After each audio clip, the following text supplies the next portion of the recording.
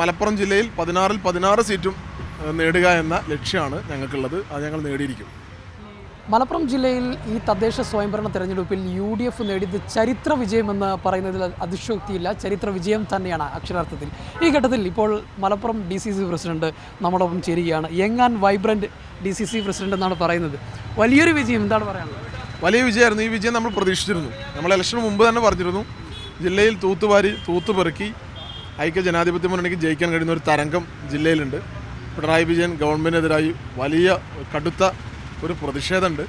അതോടൊപ്പം തന്നെ നമ്മുടെ മലപ്പുറം ജില്ലയിൽ ആ ജനവിധിക്ക്, പിണറായി വിജയനെതിരായ ജനവിധിക്ക് കുറച്ച് കടുപ്പവും കനവും കൂടും നമ്മൾ പറഞ്ഞിരുന്നു. കാരണം ഈ ജില്ലയെ അധിക്ഷേപിച്ച കേരളത്തിൻ്റെ മുഖ്യമന്ത്രിക്കെതിരെയുള്ള വായടപ്പൻ മറുപടി ജനങ്ങൾ നൽകി കഴിഞ്ഞു. അപ്പോൾ വളരെ ആധികാരികമായ സമ്പൂർണ്ണമായ വിജയമാണ്. പതിറ്റാണ്ടുകളായി ഇടതുപക്ഷത്തിൻ്റെ കോട്ടകളായി അവശേഷിച്ചിരുന്ന ആ കോട്ടകളൊക്കെ പൊളിച്ചെടുക്കാൻ കഴിഞ്ഞു. ഞങ്ങളുടെ കോട്ടകളെല്ലാം നിലനിർത്താൻ കഴിഞ്ഞു. വലിയ അഭിമാനകരമായ വിജയമാണ് ഐക്യ ജനാധിപത്യ മുന്നണി നേടാൻ കഴിഞ്ഞത്. DSJ DC പ്രസിഡന്റായതിനു ശേഷം ആദ്യം വന്ന ലോക്സഭാ തെരഞ്ഞെടുപ്പ്, അതിൽ വയനാട് ഈ മലപ്പുറം ജില്ലയിൽ നിന്ന് വലിയ ഭൂരിപക്ഷം നൽകാൻ കഴിഞ്ഞു. പിന്നീടുള്ള നിലമ്പൂരിലെ ബൈ ഇലക്ഷൻ അത് വിജയിക്കാൻ കഴിഞ്ഞു. ഇപ്പോൾ വലിയൊരു വിജയം, അങ്ങനെ എല്ലാ ഇലക്ഷനും വലിയൊരു വിജയം മാറും. വലിയ വിജയമാണ്. പ്രത്യേകിച്ച് മലപ്പുറം ജില്ലയിലൊക്കെ നമുക്ക് ഐക്യ ജനാധിപത്യ മുന്നണിക്ക് വലിയൊരു ഉണർവ് വന്നിട്ടുണ്ട്. പ്രത്യേകിച്ച് രാഹുൽ ഗാന്ധിയുടെ വരവ്, ദേശീയ രാഷ്ട്രീയത്തിൻ്റെ ഒരു പശ്ചാത്തലം ഒക്കെ ആയിട്ട് കോൺഗ്രസിനും ഐക്യ ജനാധിപത്യ മുന്നണിക്കൊക്കെ ഈ മേഖലയിൽ വലിയ മുന്നേറ്റം ഉണ്ടായിട്ടുണ്ട്. രാഹുൽ ഗാന്ധിയുടെയും പ്രിയങ്ക ഗാന്ധിയുടെയും വരവ് ഞങ്ങളുടെ പാർട്ടിക്ക് കരുത്തു പറഞ്ഞിട്ടുണ്ട്. നിലമ്പൂർ ഉപതെരഞ്ഞെടുപ്പിൽ നിലമ്പൂർ തിരിച്ചു പിടിക്കാൻ കഴിഞ്ഞത് വലിയ ആവേശമാണ്. അതിൻ്റെയൊക്കെ ഒരു റിസൾട്ടാണ് ഉണ്ടായിട്ടുള്ളത്. ഇത് 16-16 കൊണ്ടുപോകുക എന്നുള്ളതാണ്. പൊന്നാനിയും താനൂരും ഉൾപ്പെടെയുള്ള മുഴുവൻ അസംബ്ലി മണ്ഡലങ്ങളും തിരിച്ചു പിടിക്കുന്നതിന് വേണ്ടിയുള്ള ഒരു ആവേശം നിലനിർത്തുക എന്നുള്ളതാണ് ഞങ്ങളുടെ ഉത്തരവാദിത്വം. ഇതിപ്പം നിയമസഭയിലും ഇത് പ്രതിഫലിക്കും. തീർച്ചയായും മലപ്പുറം ജില്ലയിൽ 16-ൽ 16 സീറ്റും നേടുക എന്ന ലക്ഷ്യമാണ് ഞങ്ങൾക്കുള്ളത്. അത് ഞങ്ങൾ നേടിയിരിക്കും. ഈ വെള്ളാപ്പള്ളിയൊക്കെ മലപ്പുറത്ത് വന്ന് നടത്തിയ പല പരാമർശം, അതൊക്കെ ഗുണം ചെയ്തെന്ന് വരുന്നു. തീർച്ചയായും മലപ്പുറം ജില്ലയെ അധിക്ഷേപിച്ചുകൊണ്ട് നടത്തിയിട്ടുള്ള പരാമർശം, വെള്ളാപ്പള്ളിയുടെ പ്രസ്താവനയ്ക്ക് അടിവരയിട്ടുകൊണ്ട് മുഖ്യമന്ത്രിയുടെ ചില പ്രവൃത്തികൾ, അതിനെതിരൊക്കെ ആയിട്ടുള്ള വലിയ വിധിയെഴുത്തുണ്ടായിരുന്നു. ഇംഗ്ലീഷ് പത്രത്തിന് കൊടുത്ത ഇൻ്റർവ്യൂവിൽ കേരളത്തിൻ്റെ മുഖ്യമന്ത്രി ഈ നാടിനെക്കുറിച്ച് പറഞ്ഞത് ഇത്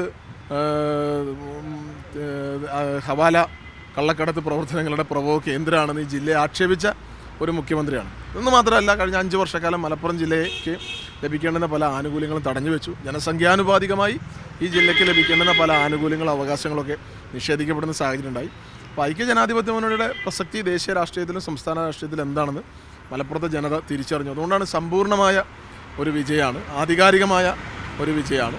തീർച്ചയായും വളരെ ഐക്യത്തോടു കൂടിയാണ് ഐക്യ ജനാധിപത്യ മുന്നണി മുന്നോട്ട് വരുന്നത്. ഞങ്ങളുടെ മലപ്പുറത്തെ UDFൻ്റെ ചരിത്രത്തിലെ ഏറ്റവും കെട്ടുറപ്പോടുകൂടി ഐക്യമുന്നണി വളരെ മുൻകൂട്ടി തന്നെ ഒരുപാട് മുന്നൊരുക്കം നടത്താൻ കഴിഞ്ഞു. അതോടൊപ്പം തന്നെ സീറ്റ് വിഭജന ചർച്ചയും സീറ്റ് നിർണ്ണയമൊക്കെ തെരഞ്ഞെടുപ്പ് കമ്മീഷൻ ആലോചിക്കുന്നതിന് മുമ്പ് തന്നെ ഞങ്ങൾ മുന്നൊരുക്കമൊക്കെ പൂർത്തിയാക്കി വളരെ നല്ല രീതിയിലാണ് പോയത്.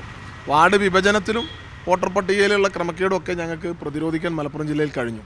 വാർഡ് വിഭജനത്തിൽ പല ജില്ലകളിലും വലിയ തോതിലുള്ള കൃത്രിമം നടത്തിയപ്പോൾ ഈ ജില്ലയിൽ ഞങ്ങൾക്കതിനെ നിയമപരമായും രാഷ്ട്രീയപരമായും പ്രതിരോധിക്കാൻ കഴിഞ്ഞൊക്കെ വിജയത്തിലൊരു ഘടകമായി മാറിയിട്ടുണ്ട്. ഇപ്പം ഇലക്ഷൻ കഴിഞ്ഞു, ഇനി വരാനിരിക്കുന്ന നമ്മുടെ തദ്ദേശ സ്ഥാപനങ്ങളിലേക്കുള്ള അധ്യക്ഷ സ്ഥാനവും മറ്റുമൊക്കെയാണ്. നേരത്തെ ഈ സീറ്റ് വിഭജനവുമായി പല തർക്കങ്ങളൊക്കെ ഉണ്ടായിരുന്നു. അങ്ങനെ ഈ അധ്യക്ഷ സ്ഥാനം മറ്റുമൊക്കെ വരുന്ന തർക്കങ്ങളൊക്കെ അതൊക്കെ പരിഹരിച്ച് പോകാൻ കഴിയും. കാരണം നമ്മുടെ പ്രവർത്തകരൊക്കെ സ്വന്തം സ്ഥാനമാനങ്ങളെക്കാൾ, അവർക്ക് ലഭിക്കുന്ന അധികാര പദവികളെക്കാൾ വലുതാണ് ഈ നാട് നേരിടുന്ന പ്രതിസന്ധിയെന്ന് പ്രവർത്തകരും നേതാക്കളൊക്കെ മനസ്സിലാക്കിയിട്ടുണ്ട്. ആ ഒരു റിസൾട്ട് നമ്മൾ എല്ലായിടത്തും കാണുന്നുണ്ട്. അതുകൊണ്ട് റിബലുകളുടെ ശല്യമൊക്കെ പൊതുവെ കുറഞ്ഞിട്ടുണ്ട്. വളരെ ഉത്തരവാദിത്തപൂർണ്ണമായൊരു രാഷ്ട്രീയ ശൈലിയിലേക്ക് നമ്മുടെ നേതാക്കളൊക്കെ മാറിയിട്ടുണ്ട്. അതുകൊണ്ട് എല്ലാവർക്കും താല്പര്യങ്ങളൊക്കെ ഉണ്ടെങ്കിലും പാർട്ടി മുന്നണി ഒരു തീരുമാനം എടുത്താൽ അതിനെല്ലാവരും യോജിച്ച് അംഗീകരിച്ചു പോകും. ഈ മലപ്പുറം ജില്ലയിൽ UDF ഒറ്റക്കെട്ടാണെന്ന് പറയുമ്പോഴും പൊന്മുണ്ടം ഇപ്പോഴും അങ്ങനെ പ്രശ്നമായി നിൽക്കുകയാണല്ലോ. അവിടെ കോൺഗ്രസും ഒരു വികസന മുന്നണി എന്ന് പറയുന്ന മുന്നണി വിജയിച്ചു, ലീഗ് പരാജയപ്പെടുന്നൊരു സാഹചര്യം ഉണ്ടായി. ലീഗിൻ്റെ നേതാക്കൾക്കൊക്കെ അതിൽ അസംതൃപ്തിയുമുണ്ട്. അതെങ്ങനെ പരിഹരിക്കാനാണ്? അത് പരിഹരിക്കും. കഴിഞ്ഞ പാർലമെൻറ്റ് തെരഞ്ഞെടുപ്പ് ഞങ്ങളൊരു പരിധി വരെ പരിഹരിച്ചതാണ്. പിന്നെ അത് പ്രയാസമായി. 1 നൂറ്റാണ്ട് കാലമായിട്ട് പൊന്മുണ്ടത്ത് UDF സംവിധാനമില്ല.